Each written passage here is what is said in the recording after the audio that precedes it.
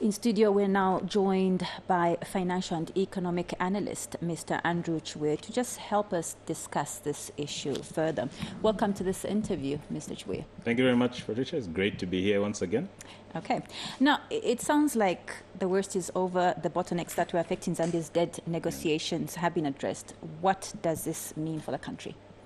So I think we have to contextualize the statements that have been put out. It goes without saying that the debt renegotiation has been a fairly challenged process, and for good reason. We've been asking creditors to take a significant haircut, 47% of what they lent to the country. We've asked them to forgo in different ways and to take on various concessions to allow us to reach debt sustainability as a country, and that's not easy to do. The statements that have come out today, I think, give us a bit more optimism. Personally, I remain cautiously optimistic until the MOU is actually signed. Why do I say so? There are basically two sides to this conversation. There's what is within Zambia's control and what is within the creditors' control. If you look at what is within Zambia's control, we had an IMF visit that came through last week. They confirmed that in as far as Zambia doing what it needs to do to secure a debt renegotiation and to put the country back on a strong economic footing, it has done what it needed to do. So that is a great endorsement from the IMF. The other side of the equation is to satisfy the creditors with whatever queries, concerns that they may have as part of this renegotiation process. We heard the Secretary to the Treasury say, and it's also confirmed in the statement that's been put out by the IMF and the World Bank today, that there is an agreement that more information is going to be shared between the creditors to enable them make decisions regarding the request that Zambia has put forward. Why is that significant for me? It signals that perhaps there were certain areas where creditors were concerned regarding information that they have, be it the accuracy, timeliness, or basically what story it told. And this enhanced collaboration is something that's expected to bring them closer together. Are we there yet? I would say we've been in situations where there have been fairly optimistic statements put out, which haven't yet been fulfilled. The creditors are meeting next week to actually discuss. The creditor process is separate from what's happening at the spring meetings. They are an independent group. Hopefully, once some of the factors that have been agreed on this week are put on the table next week, it should accelerate the process. For me, it's wait and see, but definitely positive sounds coming out of Washington.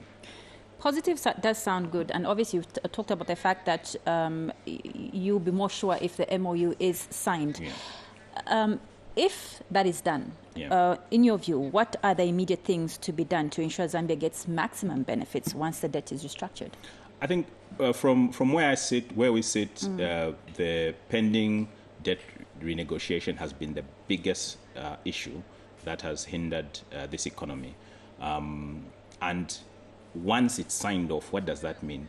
What needs to happen in the immediate term? I think it will give the Honorable Minister of Finance an opportunity to relook at his budget. In his budget, he has planned to service debt.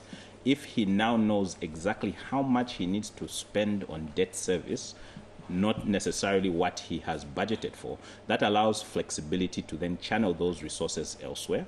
We know that there is a critical issue regarding things like the cost of living. We are seeing what's happening around food availability, the price thereof as well. We've seen what's happening regarding the rate at which incomes are growing. All of that then allows the Honorable Minister and the government to then proceed with confidence in terms of restructuring the budget, recalibrating priorities, and also, I think, getting on with the business of running the economy, because a lot of time has been spent on this particular subject, and this will then allow for the government and the country to move forward with certainty. It should also trigger a significant influx in investment. There are a lot of investors keen on Zambia. I've spoken to a number. They are keen on only investing when Zambia's sovereign credit rating is acceptable to them from where they perceive risk to be for the country. So I think it's really review of the priorities, review of the budget, but also getting on with the business of running the economy, because even if the debt is restructured, the common man is still feeling the pinch. So how do we get the economy to work for the common man? And I think that will really be the priority.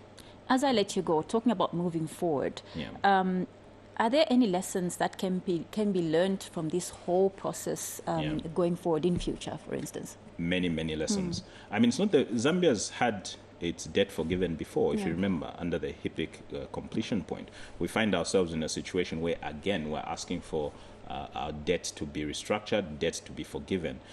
What have we learned? It's not an easy process. Remember, the people that we're borrowing money from, they also have obligations to their citizens, to their depositors in the case of banks, to their investors in case of investment houses. And so it's not easy to convince people that, look, allow us to forgo 40+% of what we owe you. That obviously is a challenge, number one. Number two, it's also important that as we embark on programs such as infrastructure and mass investment, which are important for the country, that we focus on those that are economically viable, able to help in terms of settling any debt, that we avoid the temptation to rack up debt that perhaps is not going to projects that are able to provide immediate value from an economic perspective, in order to allow for them debt to be settled going forward. So many lessons, I would say, and I think being very prudent in how we borrow, being very deliberate with where we invest any resources that we gather, as well as focusing on stimulating the economy itself, will be the key lessons and takeaways from this experience.